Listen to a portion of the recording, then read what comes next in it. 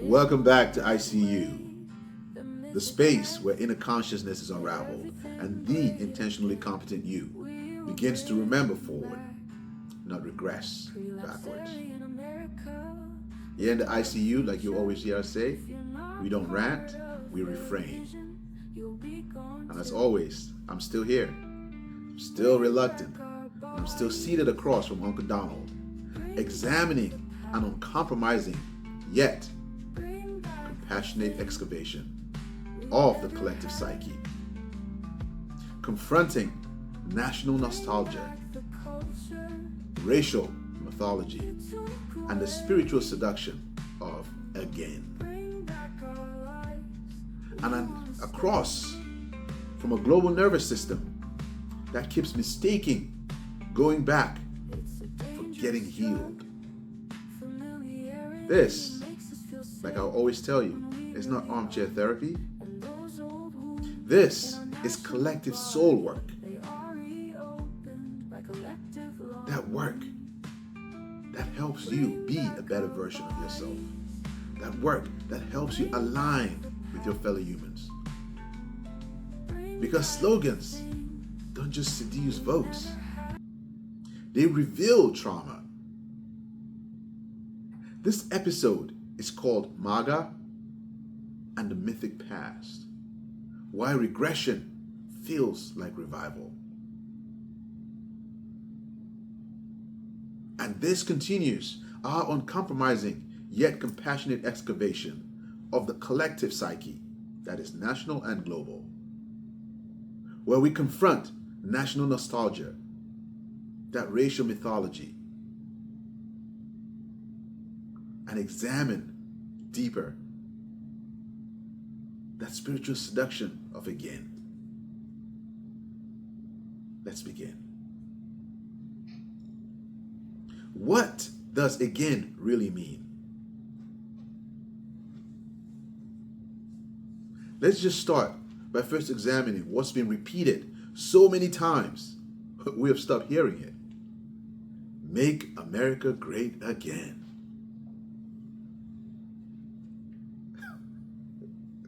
I laugh sometimes when I hear that.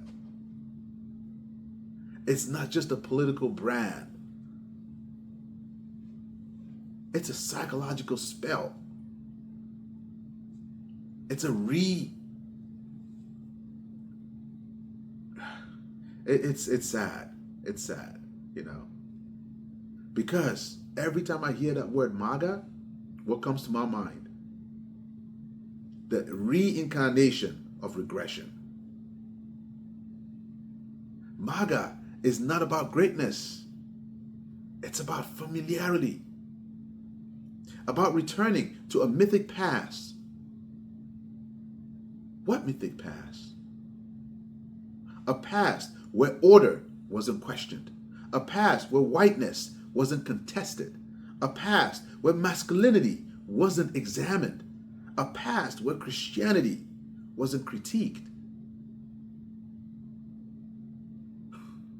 But here's the truth. That past never existed. At least not without blood, brutality, and erasure. So, the again in MAGA isn't just nostalgic. It is neurobiological. It offers a memory of comfort, even if it was never safe for everyone.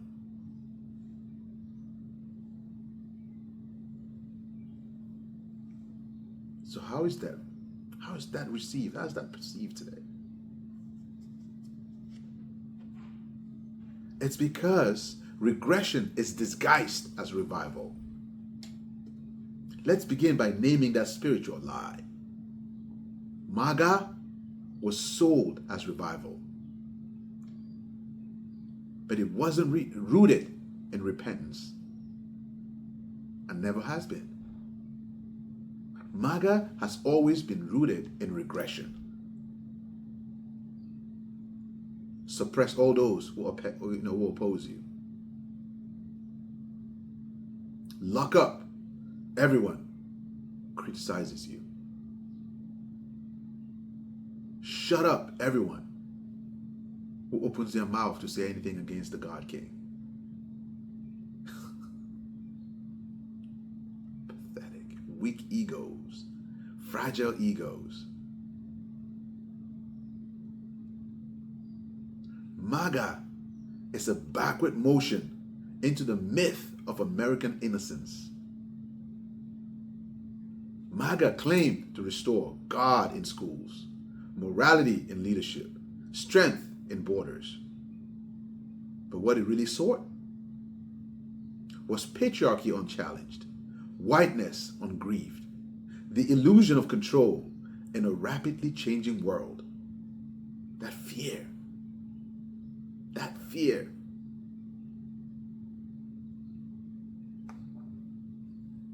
Morality and leadership. And yet they give us a convicted con artist. Place him in the White House twice. This is not revival. This is spiritual dissociation. Trauma dressed up as theology. So what is the emotional logic behind MAGA? Why does again feel so good to them? Because their brains associate safety with what's familiar, even if it was never fair.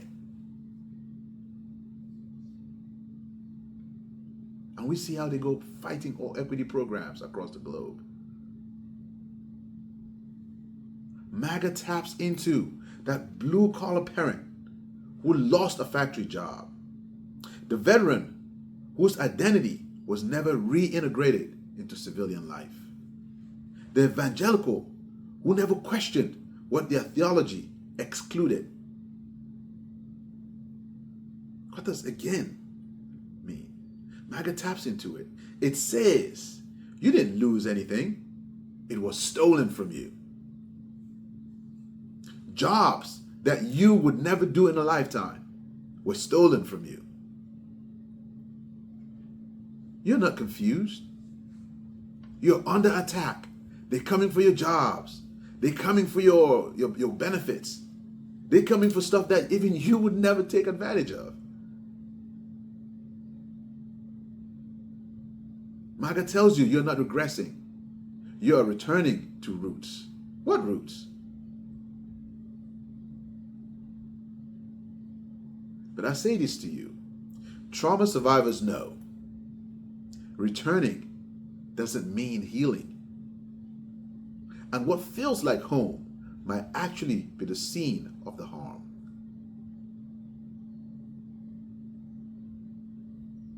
So to help us get to a better place where we can tap into our inner authority, let's examine the myth and compare that to the memory.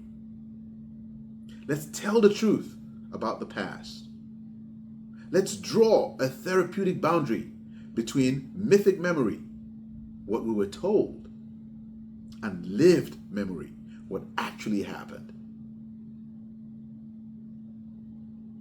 For Black Americans, indigenous people, immigrants, queer communities, there is no again that includes safety. When a melanin-rich immigrant commits a crime, the entire community is targeted. But when a melanin-deficient criminal commits an even more heinous crime, mental health and other rationales are posited. The greatness of the past was conditional. Why is that? Because it was violent. It was selective. And MAGA doesn't ask us to remember. It asks us to forget. Strategically. To forget slavery. To forget genocide. To forget internment camps. To forget redlining. To forget cages at the border. And we all see the assault that they're putting on all of this. Banning books, the assault on books, the assault on our consciousness, the assault on our education system. MAGA is not a memory. It's a carefully curated amnesia. It's a trauma response disguised as patriotism. How do we target and combat this? Here in the ICU, we have our ICU practices. And for this week, our focus will be to break the spell of again. This week's practice is to interrupt the nostalgia reflex. That nostalgia reflex that needs to be eradicated from our psyche and replaced with truth-telling.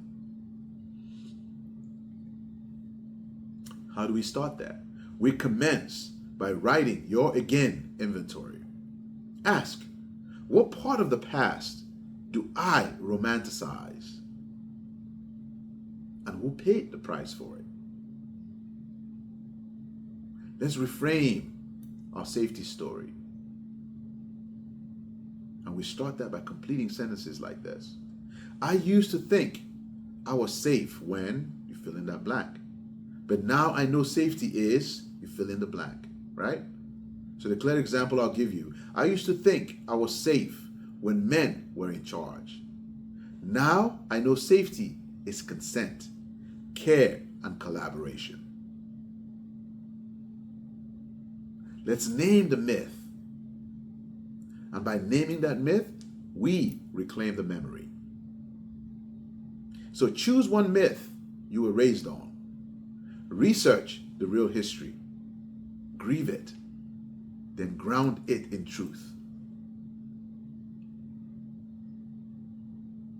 Let's practice presence over performance.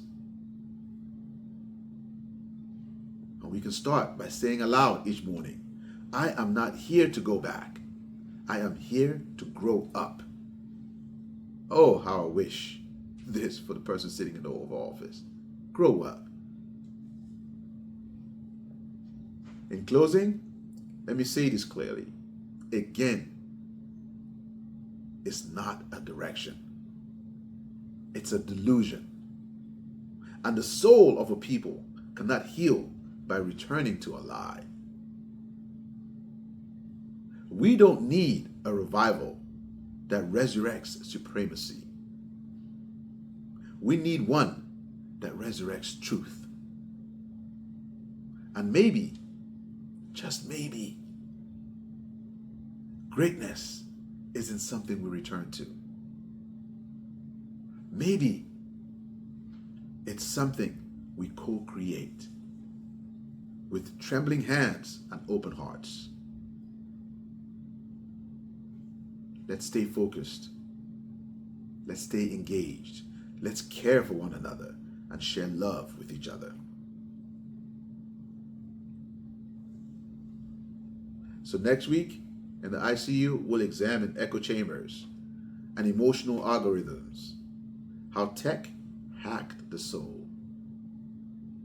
Until then, remember to always carry what serves you, release what doesn't, and keep walking forward with your ancestors at your back and your inner compass ahead as your guiding staff. May you diagnose wisely, resist kindly, and reimagine boldly. Please, as always, subscribe, like, share, engage with us. But my desire for you is to always breathe, and always send love to your nervous system. Until next time, I see you.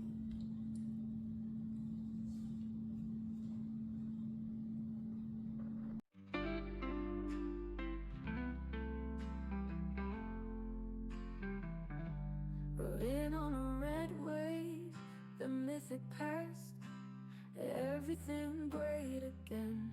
We will bring back prelapse area in America, with dark future.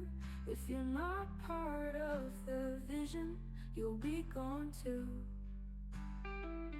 Bring back our bodies, bring back the past, bring back the things we never had.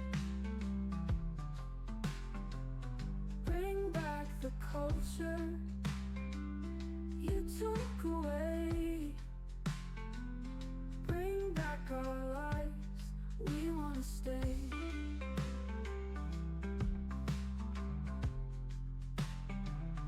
It's a dangerous drug. Familiarity, it makes us feel safe when we really aren't. And those old wounds in our national body, they are reopened by collective longing.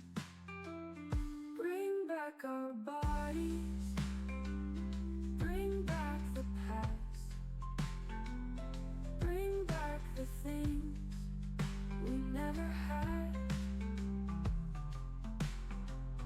Bring back the culture you took away.